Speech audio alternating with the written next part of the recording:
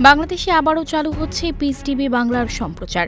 ভারতের খ্যাতিনামা ইসলামী বক্তা ডাক্তার জাকির নায়েক সোমবার তার নিজের ইউটিউব চ্যানেলে প্রচারিত প্রশ্নোত্তর পর্বে তিনি এ কথা জানান। এক দর্শক ডাক্তার জাকির নায়েককে প্রশ্ন করেন, নতুন বাংলাদেশে পিস টিভি বাংলা কি চালু করতে পারবেন? এর জবাবে ডাক্তার জাকির নায়েক জানান, পিস টিভি বাংলা সহ ইংরেজি, উর্দু ও চাইনিজ ভাষায় চালু আছে।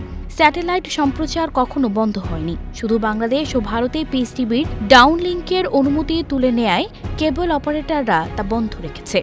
তিনি আরও জানান, স্যাটেলাইটের মাধ্যমে চালু থাকলেও যেহেতু বাংলাদেশে কেবল নেটওয়ার্কে সম্প্রচার বন্ধ আছে, তাই সেটা চালুর প্রক্রিয়া চলমান রয়েছে। আবেদন করা হয়েছে। বাংলাদেশের অন্তর্বর্তী সরকার অনুমতি দিলে কয়েকদিন বা কয়েক সপ্তাহের মধ্যেই চালু হবে। 2016 সালের জুলাইতে ঢাকায় হলি আর্টিসানে হামলাকারীদের একজন পিস টিভির বক্তা জাকির নায়েক দ্বারা উদ্বুদ্ধ হয়েছিল। এই অভিযোগের পর থেকে পিস টিভি বন্ধ করে দেওয়া হয়। হলি আর্টিসানে হামলার পর দিল্লি থেকেও জাকির নায়েকের ওপর অনুসন্ধান চালানো হয় এবং ভারতেও পিস টিভির সম্প্রচার বন্ধ করে দেওয়া হয়।